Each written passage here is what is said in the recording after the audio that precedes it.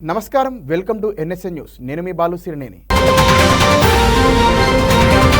YCP నేత మాచర్ల మాజీ MLA Pinnelli రామకృష్ణారెడ్డికి AP హైకోర్టులో భారీ ఊరట దక్కింది. ఈవీఎం ధ్వంసం, పోలీస్ అధికారిపై హత్యాయత్నం కేసులో హైకోర్టు బెయిల్ మంజూరు చేసింది. షరతులతో కూడిన బెయిల్ ఇచ్చిన హైకోర్టు ధర్మాసనం పోలీసులు పిలిచినప్పుడు విచారణకు హాజరు కావాలని పిన్నెల్లిని ఆదేశించింది. జ్యుడిషియల్ రిమాండ్లో భాగంగా నెల్లూరు సెంట్రల్ జైల్లో ఉన్న పిన్నెల్లి హైకోర్టు బెయిల్ ఇవ్వడంతో జైలు నుంచి విడుదలయ్యారు.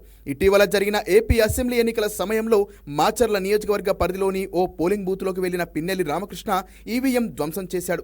అడ్డుకోబోయిన పోలీస్ అధికారితో పాటు ఎన్నికల సిబ్బందిపై దాడికి దిగారు. పిన్నెల్లి ఈవీఎం ధ్వంసం చేయడం, పోలీస్ ఆఫీసర్పై దౌర్జన్యం చేసిన వీడియోలు సోషల్ మీడియాలో వైరల్గా మారాయి. ఈవీఎం ధ్వంసం చేసిన ఇష్యూను సీరియస్గా తీసుకున్న కేంద్ర ఎన్నికల సంఘం పిన్నెల్లిపై కేసు నమోదు చేయాలని పోలీసులను ఆదేశించింది. ఈసీ ఆదేశాలతో పిన్నెల్లిపై వివిధ సెక్షన్ల కింద కేసు నమోదు చేసిన పోలీసులు హైడ్రామా నడుమ మాజీ ఎమ్మెల్యేను అరెస్టు చేసి రిమాండ్కు తరలించారు. దీంతో తనకు బెయిల్ ఇవ్వాలని పిన్నెల్లి హైకోర్టులో పిటిషన్ దాఖలు చేశారు. ఈ పిటిషన్పై విచారణ జరిపిన న్యాయస్థానం పిన్నెల్లికి బెయిల్ మంజూరు చేస్తూ ఉత్తర్వులు జారీ చేసింది.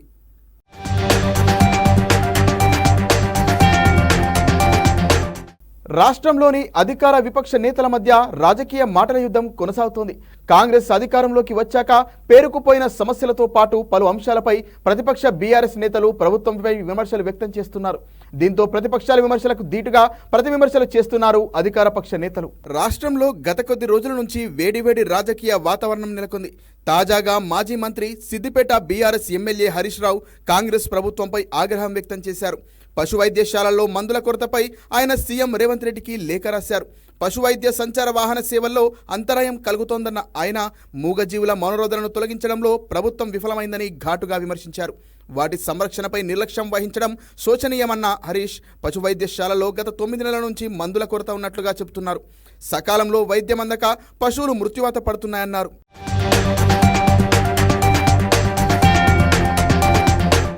అనారోగ్యం పాలైన మూగజీవుల వద్దకే వైద్య సిబ్బంది వెళ్లి చికిత్స అందించేందుకు 1962 నెంబర్తో పశువైద్య సంచార వాహనాలను బీఆర్ఎస్ ప్రభుత్వం ఏర్పాటు చేసిందని గుర్తు చేశారు. గత ప్రభుత్వం తీసుకున్న ఈ విధానం దేశానికే రోల్ మోడల్గా నిలిచిందన్న ఆయన కాంగ్రెస్ ప్రభుత్వం గాలికి వదిలేసిందని ఆక్షేపించారు. సంచార వాహనాల్లో మందుల కొరత కారణంగా అత్యవసర పరిస్థితుల్లో మూగజీవుల ప్రాణాలు కాపాడాలనే సదాశయం నీరుగారిపోతుందని ఆవేదన చెందారు. ఇప్పటికే గొర్రెల పంపిణీ కార్యక్రమాన్ని వదిలేసిన సర్కార్ చేపల పంపిణీని అటకెక్కించారని ధ్వజమెత్తారు. 1962 పశువైద్య సంచార వాహనాల్లో విధులు నిర్వర్తించే ఉద్యోగులకు కూడా సకాలంలో జీతాలు ఇవ్వడం లేదని విమర్శించారు. ఇప్పటికైనా ప్రభుత్వం స్పందించి వెంటనే పశువైద్యశాలల్లో మందులు అందుబాటులో ఉంచాలంటూ సీఎంకు రాసిన లేఖలో హరీష్ రావు పేర్కొన్నారు.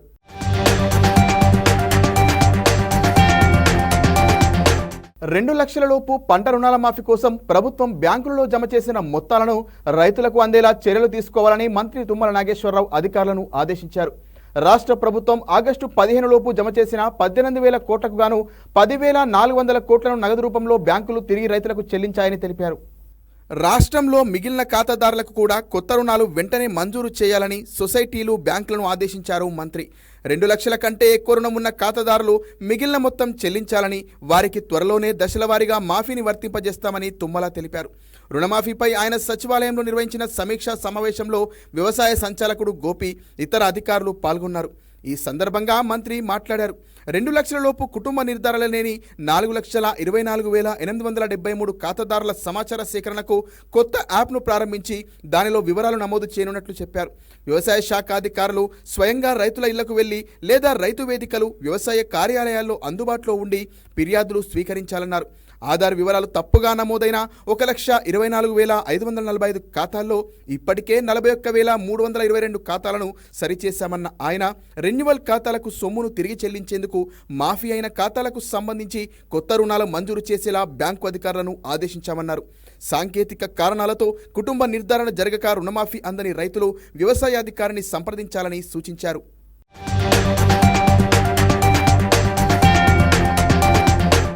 యూత్ని ఒక ఊపు ఊపిన సోషల్ మీడియా యాప్ గురించి చెప్పగానే టక్కుమని గుర్తొచ్చేది టిక్ టాక్. ఈ యాప్ తెలియని వారు లేరని అనడంలో ఎలాంటి అతిశయోక్తి లేదు. అప్పట్లో చిన్న పెద్ద అనే తేడా లేకుండా పిల్లాడి నుంచి పండుటాకు ముసలి వరకు ఈ యాప్లో వీడియోస్ చేసి ఫేమ్ సంపాదించారు. టిక్ టాక్లో ఫేమస్ అవ్వాలన్న పిచ్చితో చాలా మంది తమ ప్రాణాల మీదకు తెచ్చుకున్న దాఖలాలు కూడా అనేకం. అంత రేంజ్లో దీని అడిక్షన్ ఉండేది. కరోనా సమయంలో చైనా వైఖరికి వ్యతిరేకంగా భారత్ సహా పలు దేశాలు టిక్టాక్ బ్యాన్ చేశాయి. దీంతో ఆ యాప్ కనుమరుగైంది.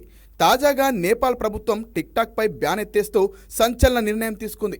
ఈ మేరకు చట్టంలో సవరణలు చేయాలని నేపాల్ ప్రధాని కేపీ శర్మ ఓలీ ఆదేశాలు జారీ చేశారు. సోషల్ మీడియా ప్లాట్ఫామ్స్ అన్నింటినీ ఒకేలా చూడాలని ఆయన పేర్కొన్నారు. అయితే నేపాల్లో టిక్టాక్పై ఉన్న బ్యాన్ ఎత్తేయడానికి కొన్ని షరతులు విధించింది ఆ దేశ ప్రభుత్వం. నేపాల్ టూరిజాన్ని ప్రమోట్ చేయాలని, డిజిటల్ లిటరసీపై పెట్టుబడులతో సహా నేపాల్ విద్యా వ్యవస్థను అభివృద్ధి చేసేందుకు తోడ్పడడం వంటి షరతులు విధించింది ప్రభుత్వం. మొత్తానికి 2023లో నేపాల్లో బ్యాన్ అయిన టిక్టాక్ మళ్లీ అందుబాటులోకి రానుంది. సోషల్ మీడియా ప్లాట్ఫామ్ టిక్టాక్ రాక సెలబ్రిటీలకు పండుగ అని చెప్పాలి.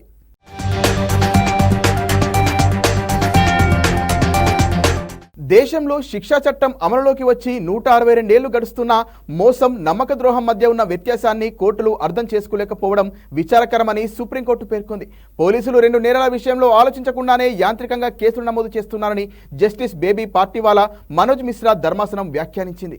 మోసం, నమ్మక ద్రోహం మధ్య తేడాను గుర్తించడానికి పోలీసు ఉన్నతాధికారులు తమ సిబ్బందికి శిక్షణ ఇప్పించాల్సిన అవసరం ఉందని అభిప్రాయపడింది. ఈ ఏడాది ఏప్రిల్లో అలహాబాద్ హైకోర్టు ఇచ్చిన తీర్పును కొట్టివేస్తూ ఈ విషయాలను పేర్కొంది. బులంద్షహర్కు చెందిన ఓ సంస్థ ఢిల్లీ రేస్ క్లబ్ లిమిటెడ్కు గుర్రాల దానా సరఫరా చేసింది. దీనికి గాను 9.11 లక్షల మొత్తాన్ని ఢిల్లీ రేస్ క్లబ్ తమకు బకాయి పడిందంటూ దానా సరఫరా సంస్థ ఫిర్యాదు చేసింది. ఐపీసీ సెక్షన్ 406 కింద నమోదైన కేసులో ట్రయల్ కోర్టు రేస్ క్లబ్ యాజమాన్యం తమ ఎదుట హాజరు కావాలంటూ సమన్లు జారీ చేసింది.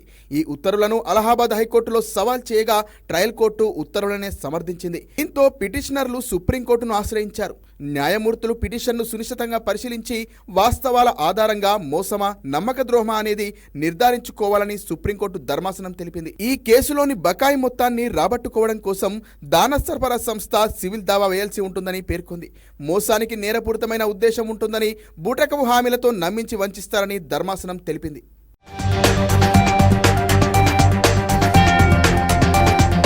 హైదరాబాద్ తూర్పు ప్రాంతంలో త్వరలో భారీ పరిశ్రమలు రాబోతున్నాయని ఐటీ శాఖ మంత్రి శ్రీధర్ బాబు పేర్కొన్నారు. హైదరాబాద్ నాగోల్ మెట్రో సమీపంలో హైదరాబాద్ క్రెడై ఆధ్వర్యంలో ఏర్పాటు చేసిన ప్రాపర్టీ షోను మంత్రి ప్రారంభించారు. హైదరాబాద్ స్థిరాస్తి వ్యాపారం జోరుగా సాగుతోందన్న శ్రీధర్ బాబు హైదరాబాద్ శివారు ప్రాంతాల అభివృద్ధికి క్రెడై చేస్తున్న కృషిని అభినందించారు. బిల్డర్లు నిర్మాణ రంగంలో నాణ్యతా ప్రమాణాలు పాటించాలని, కొనుగోలుదారులకు అందుబాటులో ధర ఉండేలా చూడాలని శ్రీధర్ బాబు సూచించారు.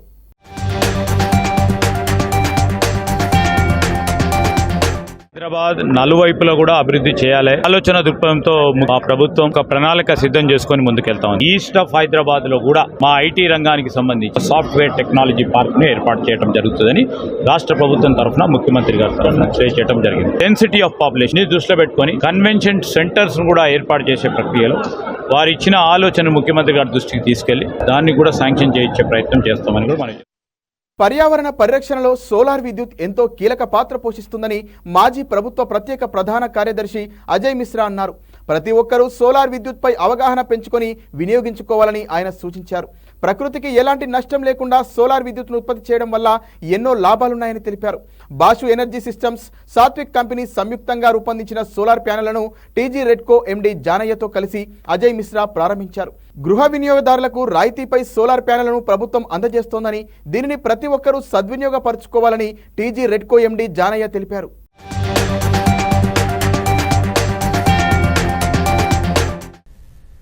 ఫిబ్రవరి 2017లో నా ఇంటిలో 2.7 lakhs ఖర్చా చేసి సోలార్ ప్యానెల్ సిస్టమ్ పెట్టాము. 5 kilowatt. I am getting benefit of 5,000 rupees per month in electricity bill every month. 5,000 on an investment of 2.7 lakhs. I have recovered that amount by now 7 years, and now I am getting free electricity of worth 5,000 per month through solar panel. So that is the benefit.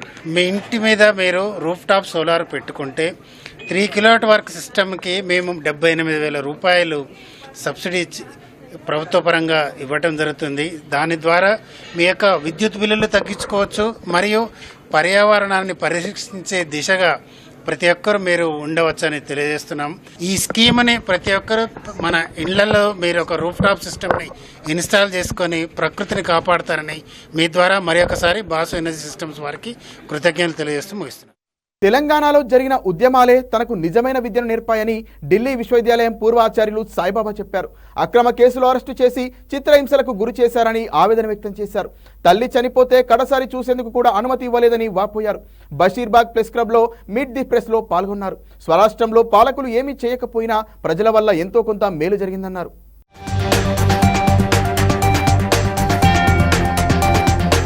కేసులు పెట్టి ఇరికించి అంటే నువ్వు చేస్తున్న legitimate వరకు సమాజానికి ఏం చేయాలా, చేయడం తప్పు నేరము అనేటట్టుగా భయపెట్టేటట్టుగా చేయాలనుకున్నవి ఇవి కూడా నిజంగా పనిచేయవు. నా మీద ఈ అప్రెషన్ గురి చేసిన వాళ్ళు ఇంకో మాట కూడా అన్నారు. నీలాంటి వాడు, వీల్ చైర్లో ఉన్నవాడు, ఒక ప్రొఫెసరు, చదువుకున్నవాడు, ఇలాంటి వాడిని ఇలా చేస్తే ఇంకా మిగిలిన వాళ్ళకి ఎప్పుడైనా ఏదైనా మాట్లాడితే ఏమవుతుంది అనే భయం రావడానికి నీకంటే బెస్ట్ వ్యక్తి లేరు అన్నారు. నా లాంటి వాడిని ఇలా చేస్తే మిగిలిన వాళ్ళందరూ సైలెంట్ అయిపోతారు, నిశ్శబ్దం అయిపోతారు అనుకోవటం మాత్రం అది చారిత్రకంగా మానవ సమాజాన్ని అర్థం చేసుకున్నట్లయితే అది ఎప్పటికీ సరైనది కాదు. కాకపోతే కొద్ది రోజులు, 2-3 సంవత్సరాలు ఒక వాతావరణాన్ని కల్పించడానికి ఉపయోగపడవచ్చు. అయితే కొత్త వాయిసెస్ వచ్చినాయి. ఎంతమంది నిశ్శబ్దమయ్యారో అంతకి అనేక రెట్లు వాయిసెస్ కొత్తగా వచ్చినాయి. ఈ నెల 26న కూకట్పల్లిలో శ్రీకృష్ణ జన్మాష్టమి వేడుకలు ఘనంగా నిర్వహించనున్నట్లు ఇస్కాన్ ప్రతినిధులు తెలిపారు. మహాభిషేకం, మహాహారతి, కీర్తన మేళ, ప్రసాద వితరణ, 18 ఏళ్లలోపు పిల్లలకు వివిధ పోటీలు నిర్వహించినట్లు చెప్పారు.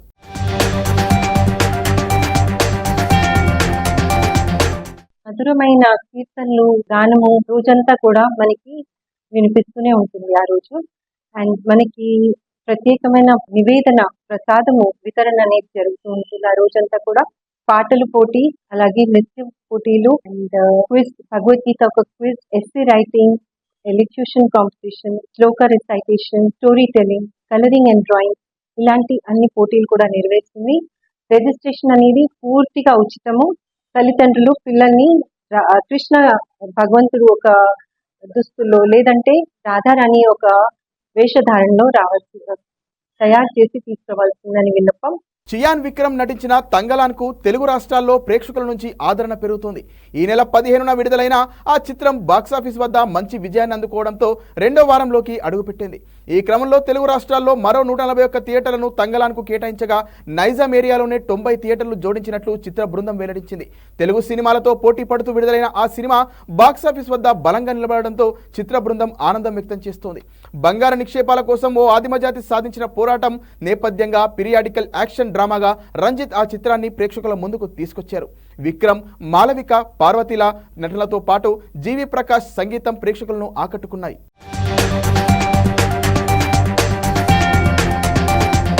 మేడిగడ్డ ఆనకట్ట నిర్మాణంలో సీకెంట్ ఫైల్స్ కు వెళ్లాలని ఎన్ఐటి వరంగల్ సిఫార్సుల మేరకు అప్పటి కాళేశ్వరం సీఈ చెప్పారని central designs organisation SC Fazal తెలిపారు. కాళేశ్వరం కమిషన్ ముందు హాజరైన ఫజల్ను జస్టిస్ పిసి ఘోష్ ప్రశ్నించారు. గతంలో దాఖలు చేసిన అఫిడవిట్ ఆధారంగా అడిగిన ప్రశ్నలకు ఫజల్ సమాధానాలు తెలిపారు. కాళేశ్వరం సీఈ నివేదిక ఆధారంగానే ఆనకట్టల నిర్మాణ స్థలాన్ని పరిశీలించకుండానే క్రాస్ సెక్షన్స్ ఆమోదించినట్లు ఫజల్ పేర్కొన్నారు. సుందిల్లా ఆనకట్ట 2వ బ్లాక్ ఏలో అదనంగా చేపట్టిన 6 వెంట్లు డిజైన్స్ లో మొదట లేవని ఆ తర్వాత చేర్చినట్టు తెలిపారు. మంత్రివర్గ నిర్ణయం మేరకే అదనపు వెంట్ల నిర్మాణం జరిగిందని పేర్కొన్నారు. జస్టిస్ పిసి ఘోష్ కమిషన్ ముందు సిడిఓ విశ్రాంత ఏఎన్సీ నరేందర్ రెడ్డి 2వ రోజు కూడా హాజరయ్యారు. నిన్నటి విచారణకు కొనసాగింపుగా 2 లేఖలను ఆయన కమిషన్కు అందించారు.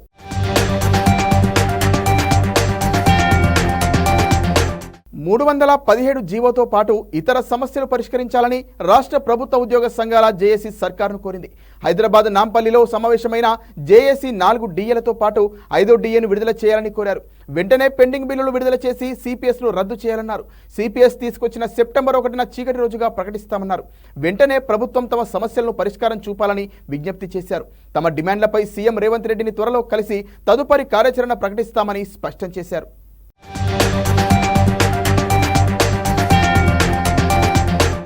చాలా ఆర్థిక భారమైన సమస్యలు ఉన్నాయి. మా ఉద్యోగుల ట్రాన్స్ఫర్స్ అయినా లేకపోతే 317 అయినా చాలా సమస్యలు ఇలా పెండింగ్ ఉన్నాయి. కూర్చొని మాట్లాడితే అన్ని సమస్యలు పరిష్కార మార్గం అయితే అని మా ప్రభుత్వాన్ని కోరుతున్నాం. 4 డిఏలు ఇలా పెండింగ్ ఉన్నాయి. 5వ డిఏ వచ్చేది ఉంది. మరి ప్రభుత్వాన్ని కోరుతున్నాం, మొట్టమొదటి డిమాండ్ గా డిఏలు వెంటనే విడుదల చేయాలి. మరి చాలా ఉద్యోగులలో పెండింగ్ బిల్స్ కూడా రిలీజ్ చేయాలని, అలాగే ఆ సిపిఎస్ ను రద్దు చేస్తానని మేనిఫెస్టో పెట్టిన సందర్భం, మరి దాన్ని కూడా పాత పెన్షన్ విధానాన్ని కొనసాగించాలనే ఉద్దేశంతో ఆ రోజును పెన్షన్ విద్రోహ దినంగా మార్స్తామని ఆ రోజు కూడా కార్యక్రమాన్ని చేపట్టవలసిందిగా జేఏసీ నిర్ణయించింది. దేశంలో మహిళలపై దాడులు రోజురోజుకు పెరుగుతున్నాయని సిపిఐ జాతీయ కార్యదర్శి నారాయణ ఆందోళన వ్యక్తం చేశారు. కోల్కతా వైద్యురాలి ఘటనతో మమతా బెనర్జీని దోషిగానే చూస్తామని నారాయణ స్పష్టం చేశారు. హనుమకొండలో సిపిఐ రాష్ట్ర నిర్మాణ కౌన్సిల్ సమావేశాలకు హాజరైన నారాయణ జాతీయ ప్రాంతీయ రాజకీయాలకు సంబంధించి పలు అంశాలపై చర్చించారు. మోదీ ఊపిరి అదాని చేతిలో ఉందని, సెబీ వంటి సంస్థలు కూడా అదాని చేతిలోనే కీలక బొమ్మగా మారాయన్నాయి. బీజేపీ ఆర్ఎస్ఎస్ మధ్య విభేదాలు పెరుగుతున్నాయన్న నారాయణ ఎస్సీ వర్గీకరణకు మద్దతిస్తున్నాం, క్రిమి లేయర్ను వ్యతిరేకిస్తున్నామన్నారు. హైడ్రాతో అక్రమ నిర్మాణాలను తొలగించడం సంతోషమేనని నారాయణ పేర్కొన్నారు.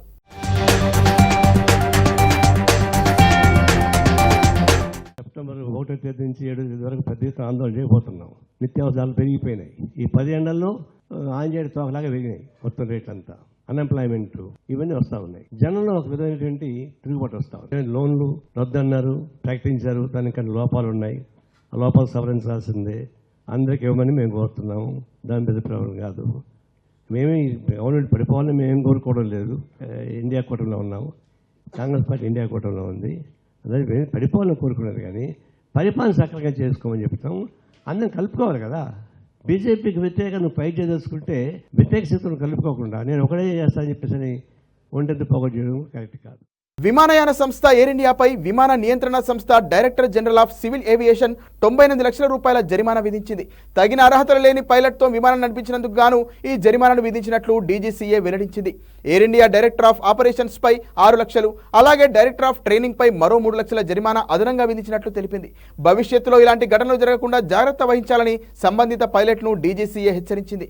ఎయిర్ ఇండియా ఇటీవల non trainer line captain, non line result first officer నేతృత్వంలో విమానాన్ని నడిపింది. ఈ సమాచారాన్ని ఎయిర్ ఇండియానే స్వయంగా జూలై 10న డీజీసీఏ దృష్టికి తీసుకెళ్లింది. తీవ్రంగా పరిగణించిన డీజీసీఏ ఈ ఘటనలో అనేక లోపాలు, నిబంధనల ఉల్లంఘనలు జరిగినట్టు తేల్చింది. విమాన భద్రతపై ఇది ప్రతికూలతను చూపిస్తుందని పేర్కొంటూ జరిమానా విధించింది.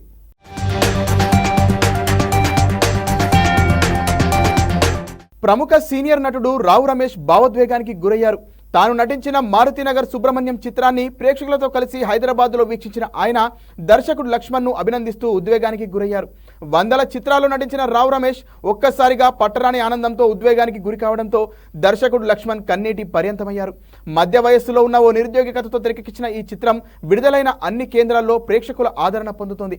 ప్రముఖ దర్శకుడు సుకుమార్ సతీమణి తబిత ఈ చిత్రానికి సమర్పకురాలిగా వ్యవహరిస్తోంది.